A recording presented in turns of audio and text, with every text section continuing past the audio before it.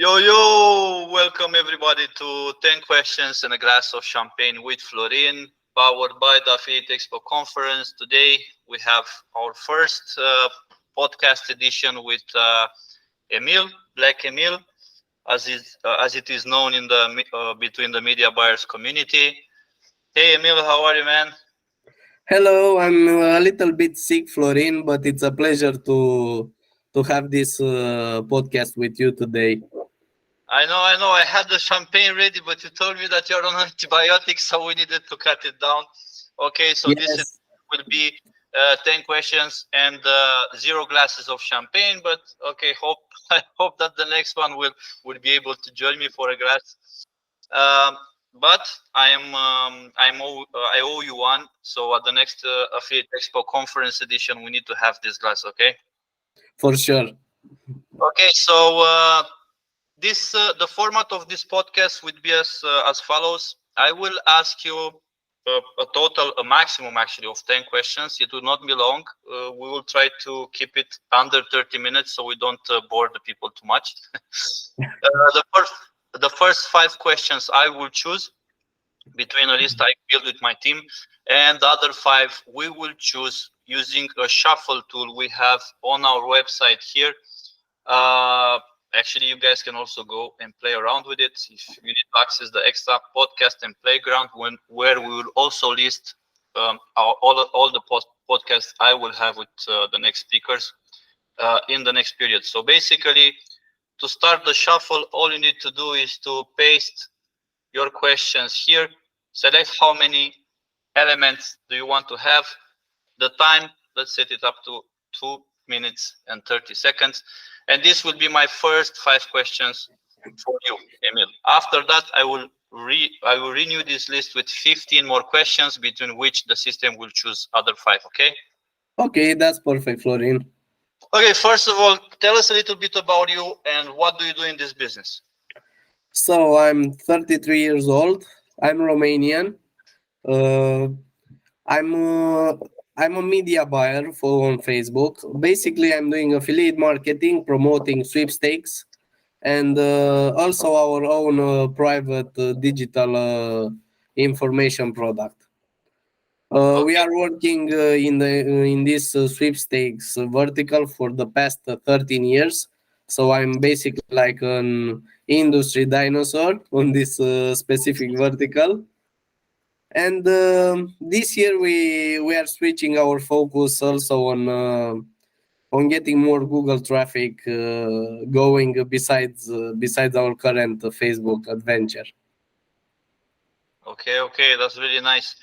Um, did you ever heard about the Affiliate Expo conference before? I know it's a question, it's a tricky question for you, but maybe some people which are following us right now don't know. So I would like you to share with them if you heard about it and what is your impression about it. So basically, first time I heard about it some years ago, but it was just a local meetup, from my understanding. And then last year you told me about it, and I was very pleasant surprised to attend, and I got a massive amount of value from this specific conference that actually changed my whole focus on these shows. So this year I plan to only attend like the small conferences, because on the big ones it's kind of hard to keep up with all the madness, all the people that are going there, and it's a little bit harder to establish connections and to basically get a lot of valuable information.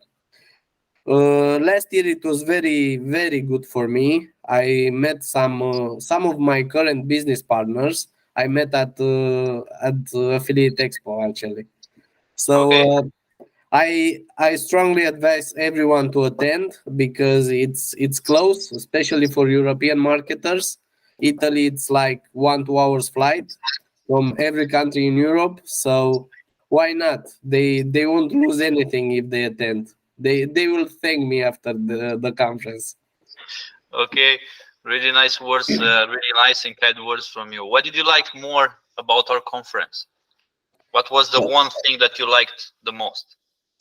the value of the people that came, because it was focused on affiliates, not on brands, and we were a bunch of affiliates that actually run traffic and do business, not like a commercial show, you know. It was more like STM forum meetups in the beginning, you know, when they started in the industry. It was providing real value for the users. Okay, I don't want to go deeper in that because I feel that you are not very happy with them, and we are looking like competitors right now, kind of. Even if I do believe that It's not the show like is I'm nice. not happy, Florin, but the show grew way too big, Yeah, and it's way too commercial for my taste at the moment. I mean, it just turned into a crypto and ecom type of show now. got it, got it. Yeah, well, I attended, so I need to. I find a lot of business there as well. Even if we have our own show, I don't want to say that their show is not good. It is, in my I opinion, don't say one of it's the not best in the good. world. I just said I got more value from the smaller one from Affiliate Expo. This makes me very, very happy. Thank you, Emil. Okay, so let me remind you the whole process of this podcast. So the first five questions, as you can see, are already there.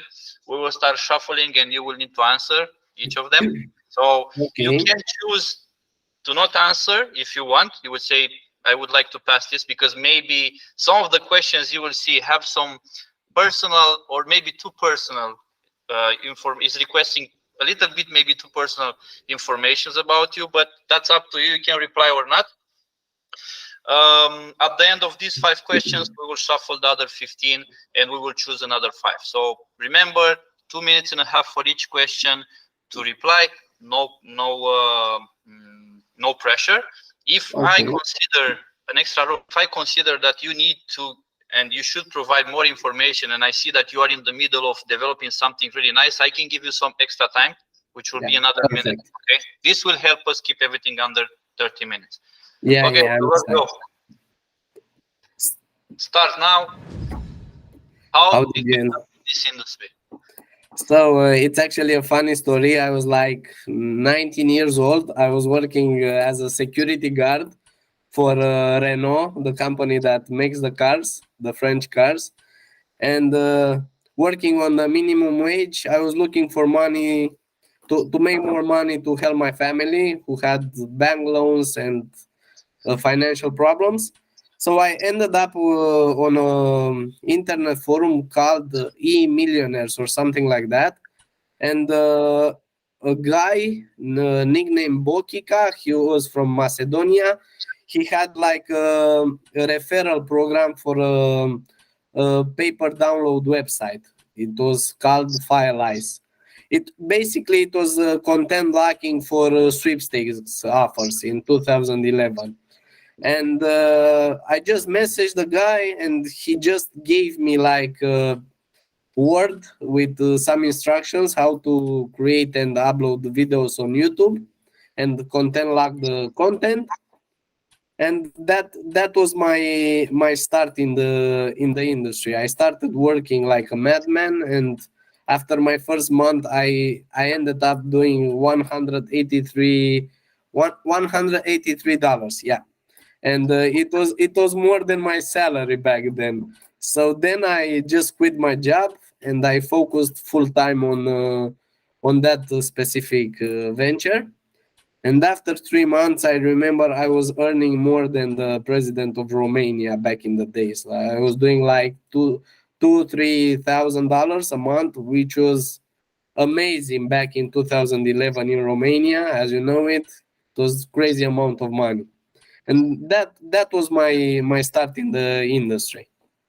That's really nice, a really nice story. Yeah, Thank you. I heard some of the biggest affiliates I personally know, have a similar story, starting from scratch, from zero, and getting there. So this is also a call, a reminder to everybody that affiliate marketing maybe is not for everybody, but Everybody that has enough will can make it and can make money, can make a nice. If you don't quit and you keep trying, something will pop up at some point. It will come. I totally agree. Okay, let's move to the next one. Thank you for this, Emil. Thank you.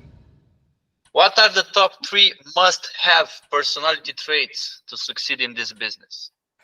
Oh, that's a pretty hard question. I mean, I think you must be an honest person first, because in this industry, all it takes is to have connections with other people. Like, you cannot test every single campaign out there alone, and you cannot make money without the help of other people, like from networks, affiliate manager, or even other media buyers.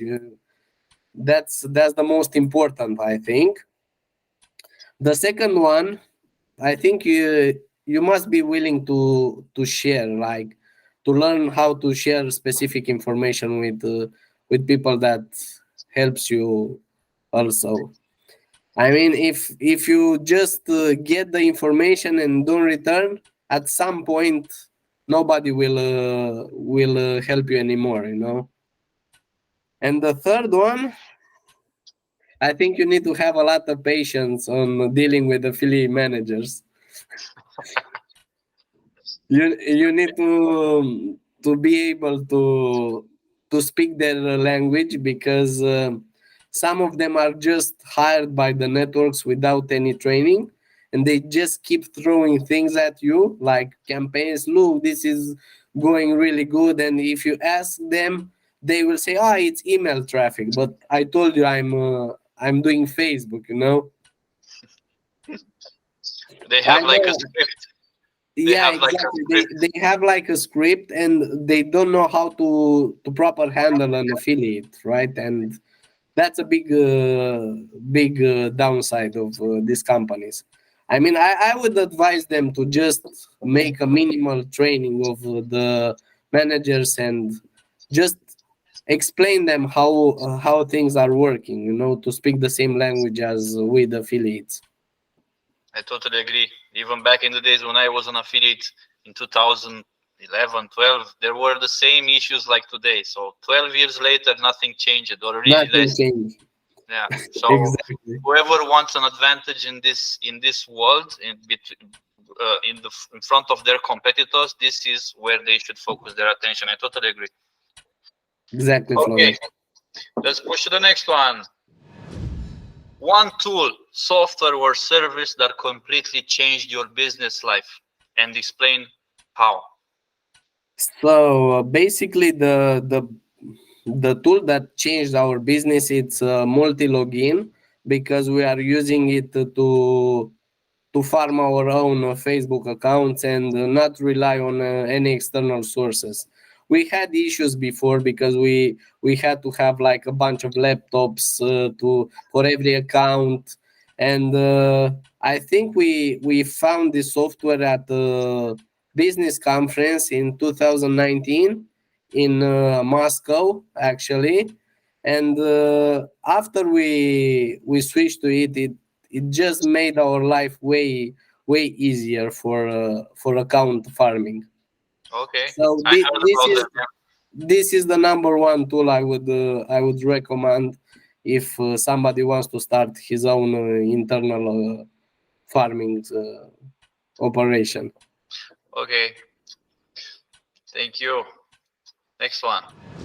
What was actually the biggest challenge you've encountered so far on your road to success? I think the biggest challenge, it was our own limitations.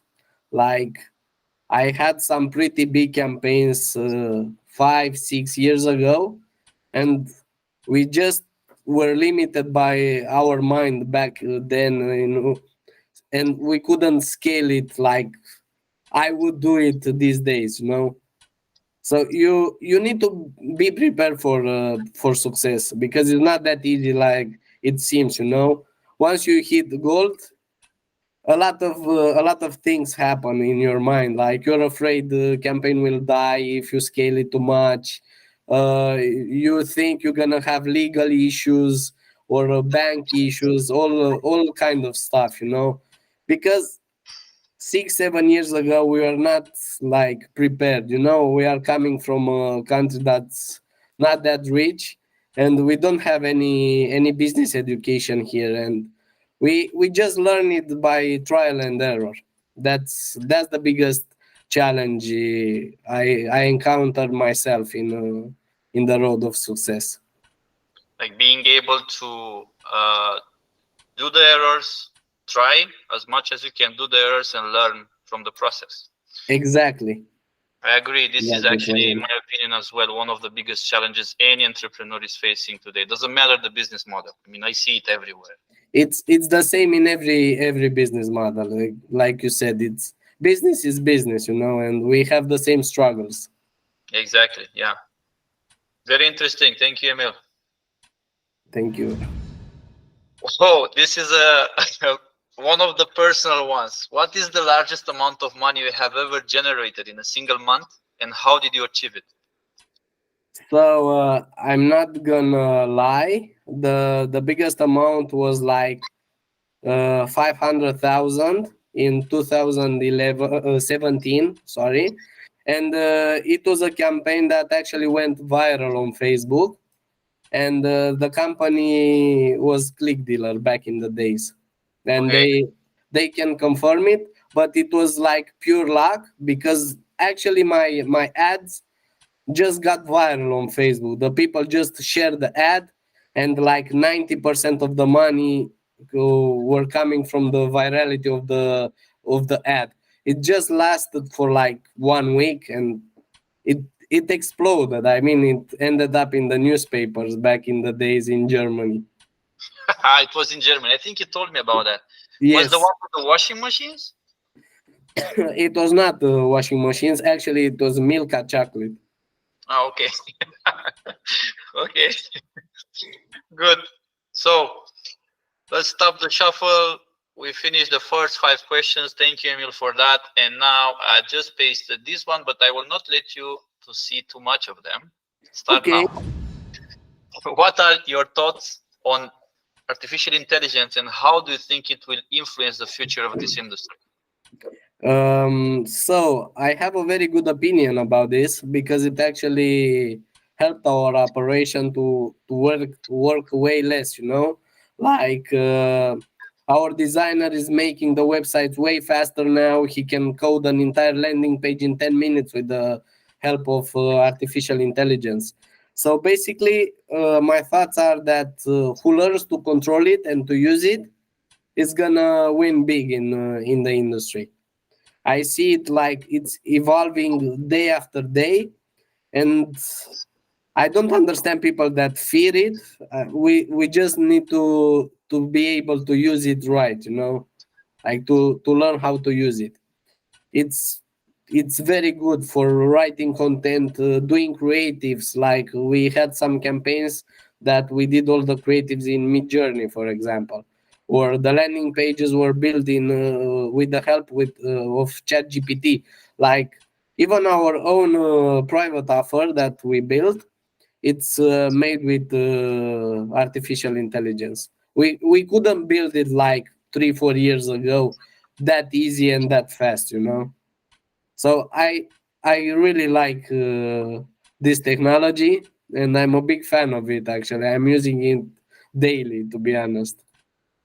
Same here. Yeah, the operational part of any company can be optimized a lot by using a simple tool like ChatGPT. I mean, I don't think it will replace humans. Just it's gonna help us, like how we are using smartphones now. This is how I view the AI industry for us. Like it's just a tool to make things better and faster. of course, I totally agree on that as well. Okay, next one. What are 3 pieces of advice you would give to yourself 10 years ago? So 10 years ago, scale as much as possible and don't be afraid to scale it. And to be honest, also I would advise myself to have more courage, because I was acting like the affiliate managers are some kind of bosses for us, the affiliates, and I understood really late that it's just a business partnership, and we are equal partners, and you need to stand up for your rights. Like if they say, I'm not gonna pay you because the traffic is viral, and we we got pretty screwed by some stupid rules like this, because I couldn't stand up for myself. I didn't know how back in the days. I didn't knew how to manage a conflict, and we lost a lot of money because of that. So that will be my best advice, to have more courage in standing up for myself. I Okay, Nobody teaches you this kind of stuff. that's true. That's true. Yeah. How about business-wise? I mean, imagine that with everything you know now, what would be another advice you would give to yourself 10 years ago? Not related necessarily to how you scale campaigns or how to manage So conflict. the mistake we did, coming from a poor background, no house, no money, no cars, no fun. Once we did a lot of money, we just had a tendency to get the money out of the company, get a nice house, get a car, get some nice vacations. If I could repeat the time, I wouldn't do the same. I would just focus on growing the business as much as possible before getting the things that I got. I don't regret it because it was a nice part of my life. I just would do things different right now than I did 10 years ago. So you would invest more in yourself and in your company than just getting some gratification out of some things like Exactly, vacation. exactly. But gratification is also important. You just don't need to exaggerate. Yeah, but you need to delay it as much as possible. We didn't delay anything back in the days. Okay, next one. Third question. So, who is your favorite billionaire personality and why? The Oh, favorite so billionaire. my favorite billionaire. That's a hard question actually, but I really like Jeff Bezos from Amazon. Like Okay. he started the business in a time that nobody believed in him, and he just took a big advantage of the internet, and look what he built after 20 years, 30 years.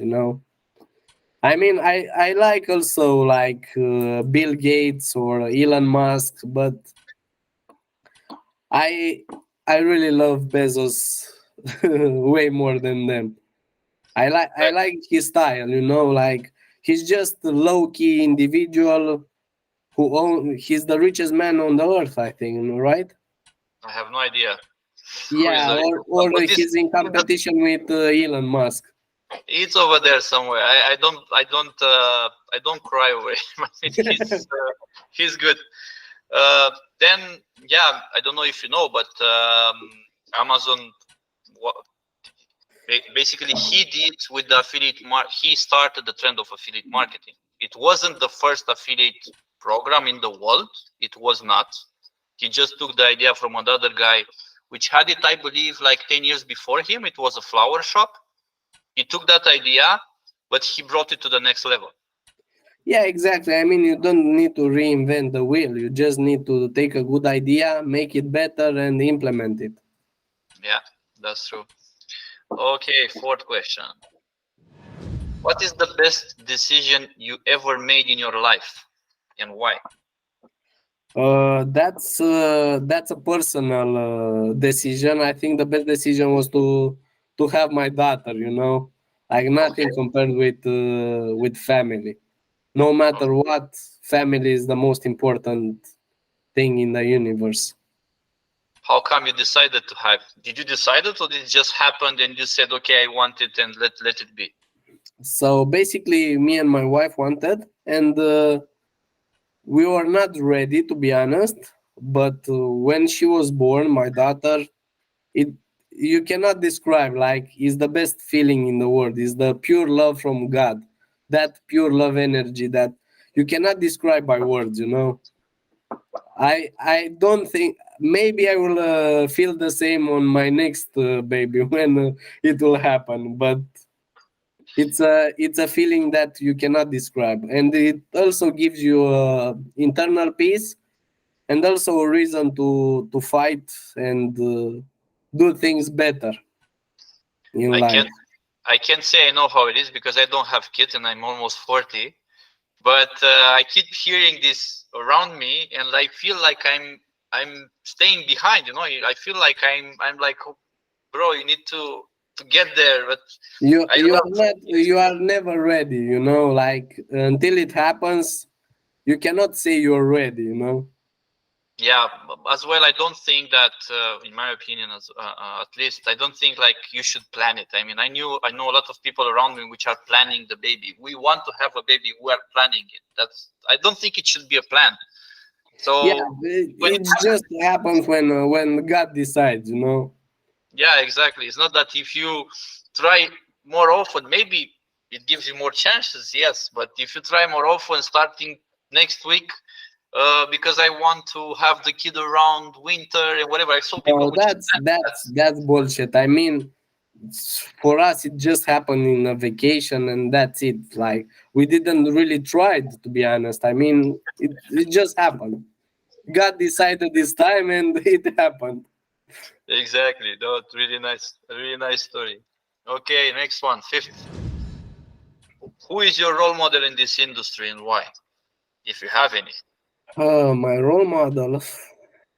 I mean, to be honest, back in the days, I was watching Charles NGO. I'm pretty sure you heard about him. I Yeah. really like the guy because how he succeeded. But at the moment, I cannot say I have a role in the industry, a role model in the industry. I have a lot of friends that are doing really good, Israeli guys like Omri, Elad, or the Bosnian guy, Osmanaga. He's Oh, yeah, actually, great yeah, one. He's he's a actually great guy. he is one of the guys we will interview for the. It's a good friend, and he will be one of the guys we will have in our next editions Yeah, of the podcast. he and Omri. They are true individuals and honest people, and you can chat a lot with them. So basically, like I said, I have more friends than role models, to be honest. Okay, so you don't have a specific. Also, Rich, the guy that you had on the Google Mastermind, he's a very talented guy, and I'm really glad that I met him at the conference. And Attila also, it's a nice guy, and I think some people from STM forum like Amy, she's not no longer part of the crew at the moment. Also, I have a Polish friend named Bartek. He's also a nice guy. I mean, like 9, 10 people, I can say they are true individuals, and Between they, the ones you know better and yeah, you know. exactly, because mm, you cannot choose a superstar, because everyone has his skills and qualities. Well, I believe that if it would be one of them, which would be like really really amazing. I mean, I'm not saying not they are not amazing, but it's you can be amazing as being, I don't know, Thomas Muller as a football player or whatever other player, and you can be amazing as Messi or Ronaldo, which totally different levels. So I believe if one of them would achieve that level, you would see it and you would feel it because it's, let's say, between media buyers and you know them better. Yeah, You know exactly. each I other. mean, the biggest media buyer that I know, it's an American guy. We are friends with him also. His name is Adam. He's doing like millions every month. I mean, he's the biggest one in terms of revenue. Okay. Okay. Next one. Oh, five more then. I forgot to change that. Start again. If some of the questions will repeat, we will just move it. So, do you think it's important to attend industry conferences, Yes, it's important and why? because you can establish a lot of personal relationship with advertisers, with other media buyers. But I would advise, for the people that are just starting, to go to smaller conferences first, and then to go to the big ones. It's way easier for a guy that's just starting in the industry to connect with other affiliates and with good companies at smaller shows than to go to the big ones. I mean, on the big ones, Florin, it's that hype, like in those 2 days you're like on a speed running hack, like everything, it happens so fast. And if you don't know, if you don't have time to chat with everyone, you so that's why I strongly recommend to go to smaller shows, at least in the beginning. Okay, since we have a little bit more time, what do you think is the biggest challenge? This is an extra question I'm putting there. What do you think is the biggest challenge for an affiliate or a person which want to attend the show for the first time? What is the biggest challenge they face, in your opinion?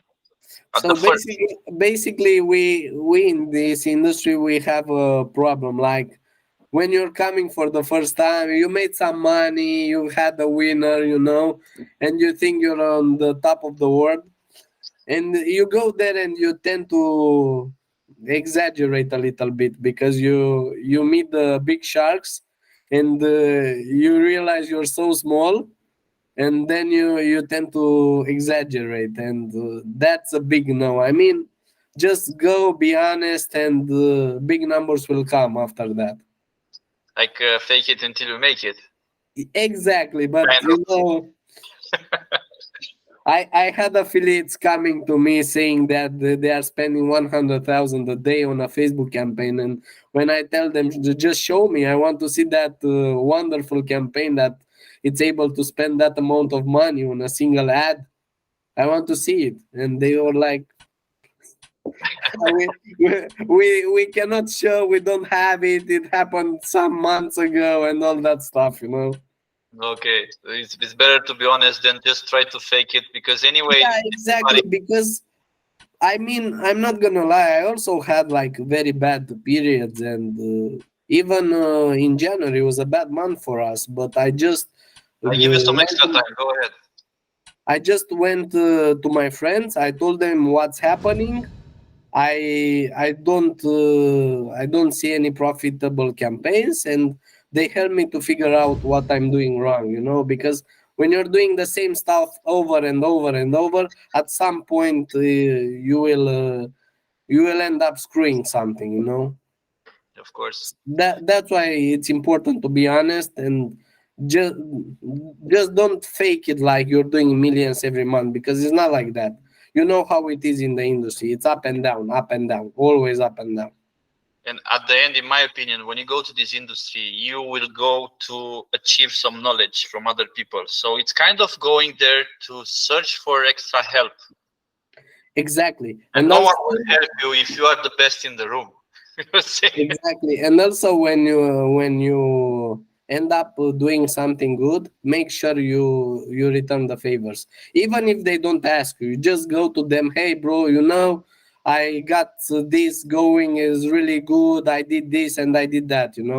Like, make sure you return the help, and people will appreciate it, and will follow you.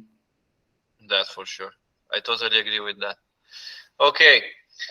Next one, I already have it. I switched the other question, the previous Yeah. question, because we already had it. So, if you could go back in time, what is one thing you would change in your professional life, and what would you change in your personal life?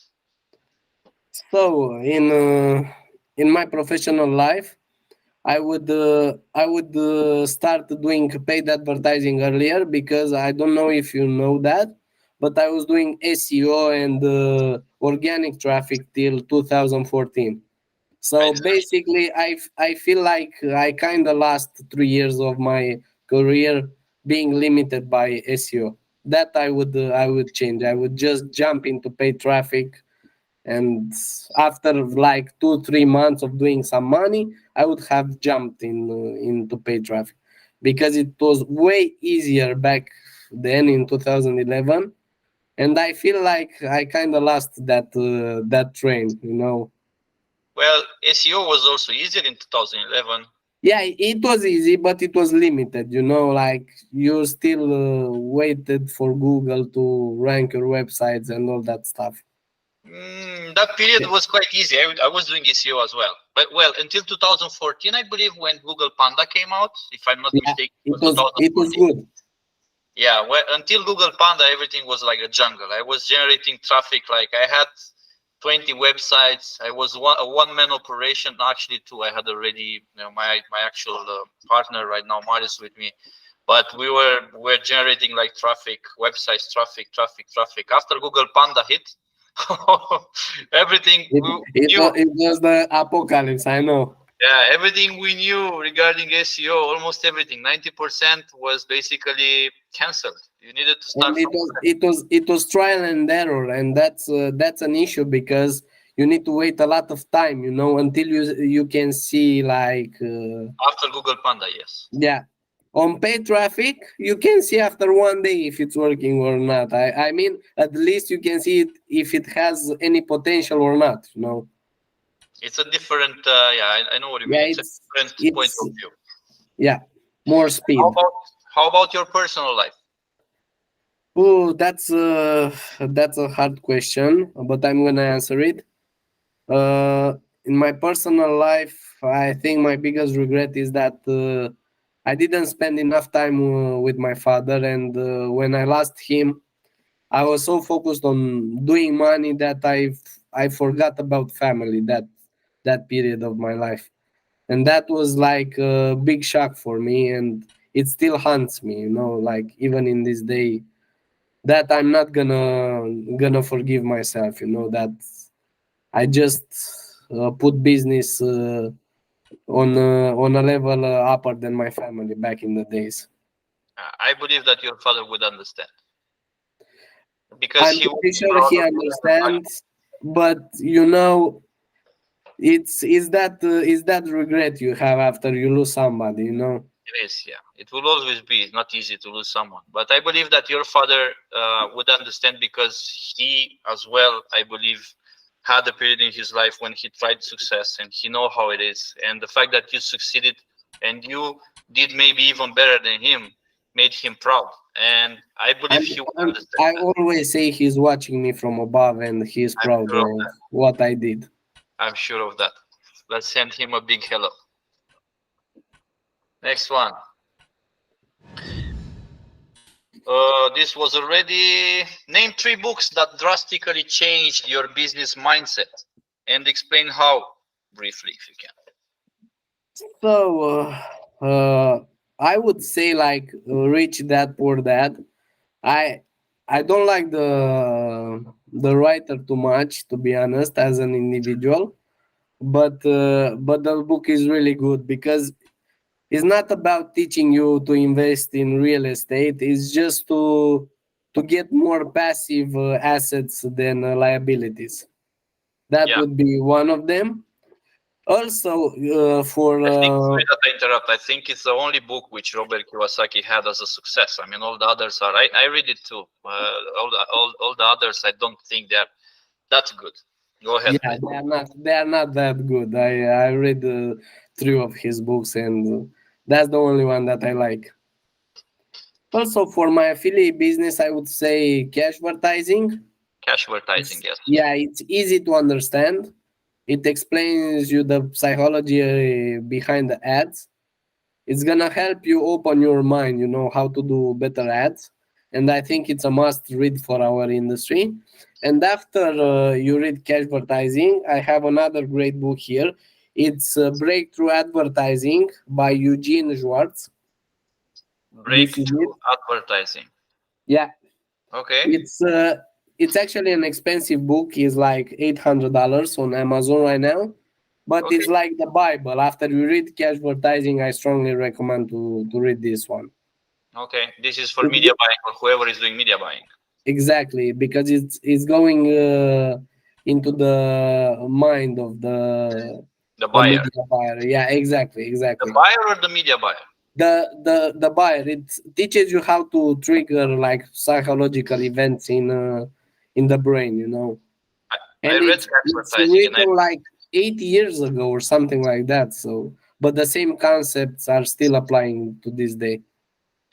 I read advertising. I remember, I think 3-4 years ago, and I remember that it's helping you try find some angles to create your Yeah. copy.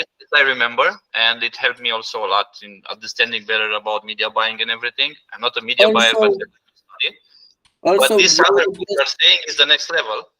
yeah, this is the next level. And also, the author of cash advertising, he released another one. It's cash advertising online that Okay. I bought it, but I didn't have the pleasure to read it until now. I'm not gonna lie. And this one is focused on online industry, so like online ads. Okay. Just in time for our next question. Yeah, Really nice books. Thank you for sharing that. my pleasure. We need 3 more questions. No, we're missing, but I forgot again to change the picked elements here. So we're missing 2 more questions. Let's see if I can find. This one was This one is already. books. Yes. What's one thing that has impressed you the most in the past 10 years? You choose it. If it's Oh, personal or professional, you choose it. what impressed me was to find out that from all the industry, I got some real friends. You know, like they, this is the most important thing that impressed me because until some point I just thought it's just business, but after a while I was convinced myself that I got real friends from this industry. You're right. It's a really, really nice feeling when you go and attend all these shows and you have all those familiar faces and everybody is like, they have that warm welcome. Hey, bro, it's not just a simple bro. It's because you are part of the same industry. Even if you don't see each other for 1 year or so, it's always like the same warm welcome. And if you ever send a chat message or help message, whatever regarding a situation you have, you will get that help back. It's not just having a virtual connection because Exactly, it's more a than that, friendship. and it's yeah, it's I totally agree, and it's pure. True. That's nice. Next one. This one was already. Yeah.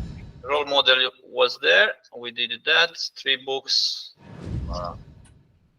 What is the biggest challenge the industry is facing at the moment? So I'm gonna return to the networks.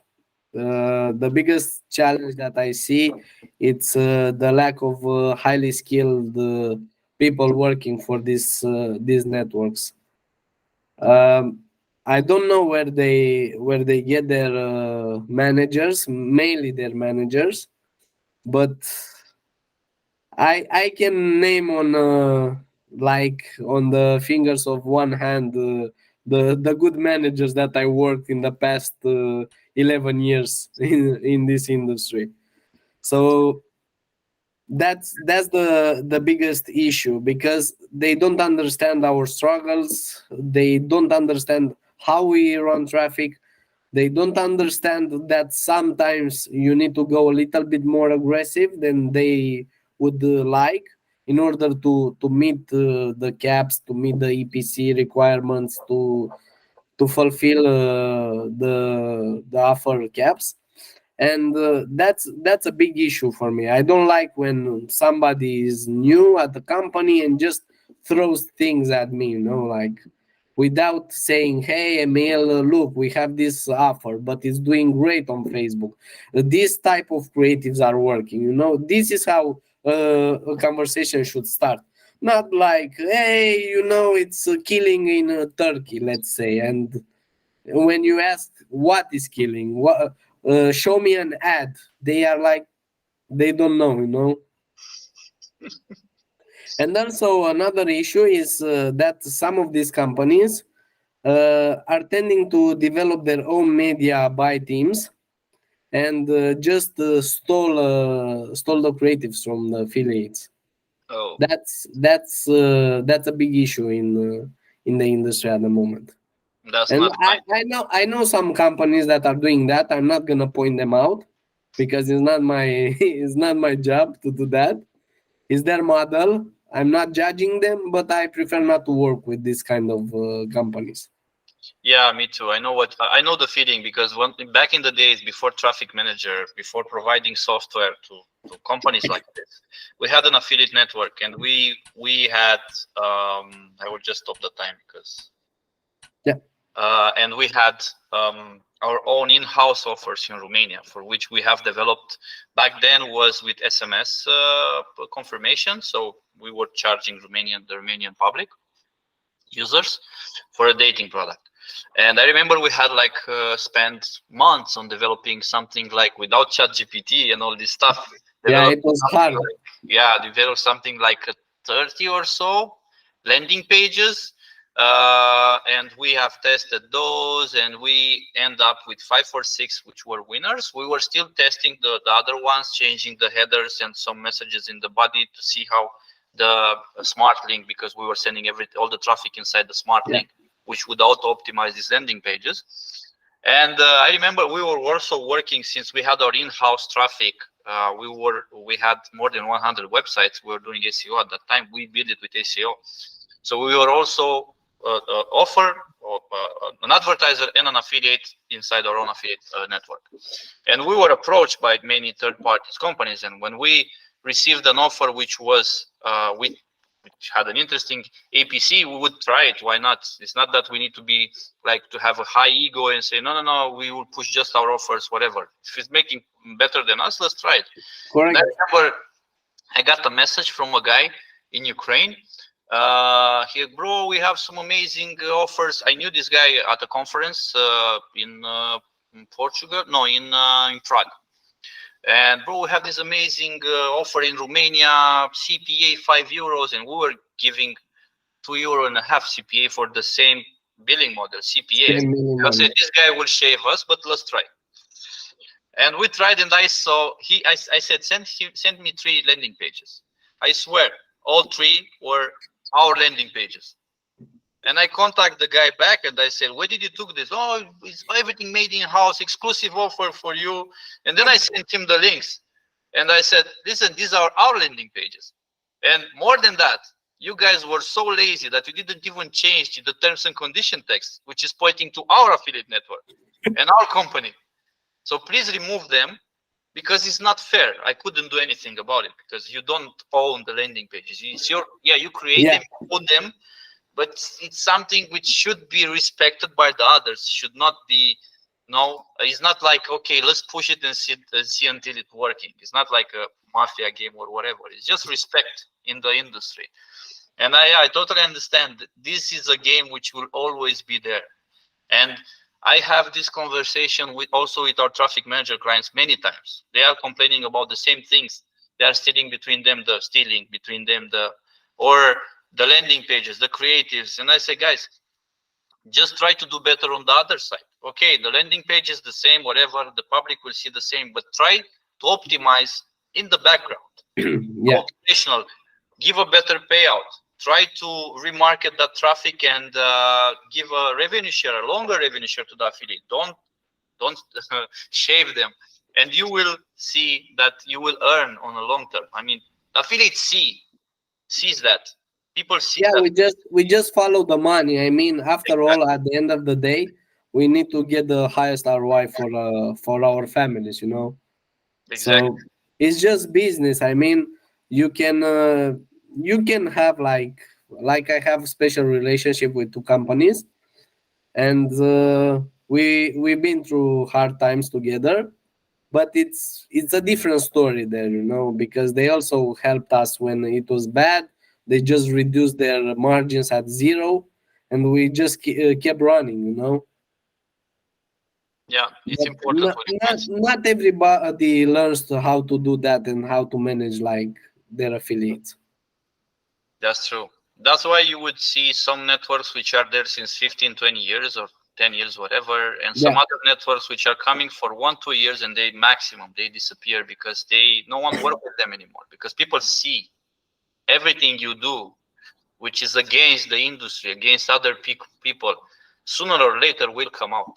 Doesn't yeah, matter what it is, even from a simple landing page copy to what we are seeing in our clients lately, especially in Italy. We receive attacks, targeted attacks towards clients of ours, platforms, which we host, right, in our SaaS, and we understand that this is coming from a competitor from the same country, and then we of course have our tools to defend against it and everything. They cannot pass it, but we see how when they go and they meet in certain conferences, they fight like, oh, you stole my landing pages, you did that, you did that. But they could just share some knowledge and build something together and just it's I mean no one is perfect. if I had to own a network and like I have very strong competitors, I would just do a deal with them and just divide the caps. Like if they have like one big affiliate, all the 3 4 companies can eat and make money. It's not necessarily to just fight. It's well better to have a small piece than a full scale war. well some people believe more in the full scale war, That's unfortunately. unfortunately, yeah. Okay, so I think this is it. Thank you, Emil, for your time. And again, for the Affiliate Expo conference, I hope, well, actually, you are invited this year as well. You already know that. We will have you again as a speaker. We didn't mention it at the beginning, but you were a speaker to our event that 2023. You were one of the speakers from the mastermind. Yes, And I was a speaker for the Facebook mastermind. exactly, Facebook Mastermind. I also wanted to share a photo with you. Not sure if you are into this photo somewhere. I don't think I'm here, bro. You This are is not. from the Google. You were here as well though, because you went on both masterminds on the stage. Yeah, I went on the stage to ask some questions for the Google representative. That's true. But you are here though. If you go in the 2023 edition, everybody that attended, and we have a photo gallery, and here you are, my friend. Yes. Very good It's you, memories. Osmanaga, Valerio, Robert, your associate on the big stage. So looking Yeah. forward to having you again on the big stage, 2024. Uh, Looking forward to hear from you regarding what is changed, because a lot of things changed in the past months, and a Actually, lot. it did, and we adapted. So it will be my pleasure to share the knowledge again on affiliate expo stage. Yeah, people must understand that this is a market. It's an industry which is continuously evolving and adapting. So everything, if you want to be part of it, if you want to be on the wave, as we say, you need to attend to at least a couple of conferences per year. Exactly, and like I said in the beginning, I strongly recommend to start with the small ones, because after the conference, a lot of affiliates approached me, and we had a really good chat because we had time. If I go to affiliate toward Asia or Europe, or I won't have any time. I'm fully booked because I work with several companies. They all want you to invite you to dinner. They all want to spend time with you, and you don't have a lot of time available to speak with the affiliates. That's true. The smaller conferences allows you to tie more with affiliates, especially for people which are maybe a little bit nervous. They go to Yeah, the exactly. conferences, I they are mean, shy. In the big conference, there is no chance you will do any connection. Maybe one or two people you will meet at the bathroom or when you are really, really drunk. But in the smaller Exactly. ones, I you can mean, tie more. I totally and agree. I also saw that after the my speech, like people were kind of shy to talk with me. And my strong advice is don't be shy. You have nothing to lose. I mean, not everybody is funny and charming like me and willing to speak with everyone. But you have nothing to lose. I mean, if a guy is saying no, I don't have time, you didn't lose anything, you know.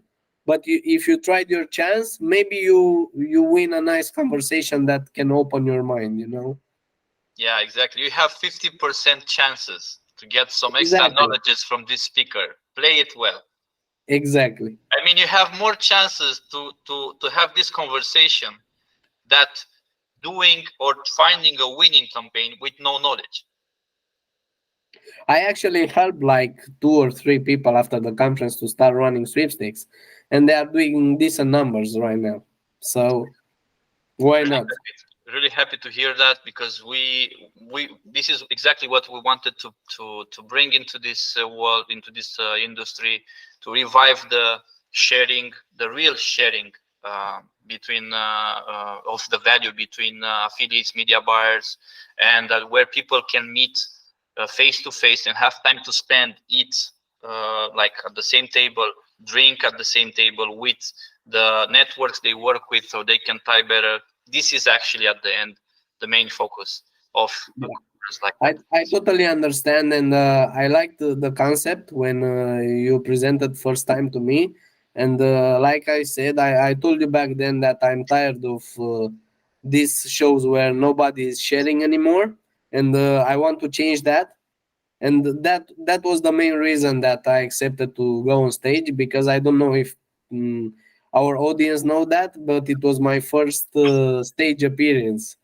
So That's there true. are a lot of people that are doing good in terms of revenue and campaigns, but they won't go on the stage. That's true. Most of the people don't go and share. I totally agree with that. Exactly. Only in small circles. Yeah, but we need to change that. I mean, nobody's gonna steal your money if you share how to scale on Facebook a campaign, let's say, or if you give some advices. Maybe you're gonna earn some referral revenue from the networks. You know, I don't have any type of that those deals, but maybe in the future, who knows? I know people which is doing a living out of this, man. They don't even Yeah, promote anymore. They have so many referred affiliates around, and they get a commission from all this stuff, and they don't. Actually, we had one of the speakers last year, Butch. He is doing only this. He's referring people from different industries to other people, and he's getting like a a commission. reward. But it's nothing that goes under a contract. This is the nice thing in this industry. It's small and big. I mean, there are affiliate conferences like Affiliate World, which are doing maybe 10,000 people every time, and affiliate conferences like ours, which is like 10 times less, 1,000, 1,500, depends on the on how on the period of the year, let's say, and how many conferences are between the two. But uh, basically, all these people are going there to find to connect with other people. So you can, and this industry, it's working like that. It's like I said, a smaller but bigger one, and everything should go on trust. I mean, when you do a referral, when you refer someone to another company, you shouldn't like sign an agreement necessarily. You referred it, Yeah, exactly. you sign it, Most then of the later, companies just offer you like 2% or something like that yeah. from the revenue. Yeah. Okay, so Emil, thank you again for this nice podcast. I see you in Milan at the Affiliate Expo conference in June this year, and yeah, looking forward to that. Thank you, Florin, for having the chance to have this podcast with you. It's always a pleasure to talk with you. And see you in Milan. See you on the stage, bro. See everyone in Milan. Exactly. We are waiting for everyone to come and see us. Cheers. Have a good one. Bye bye.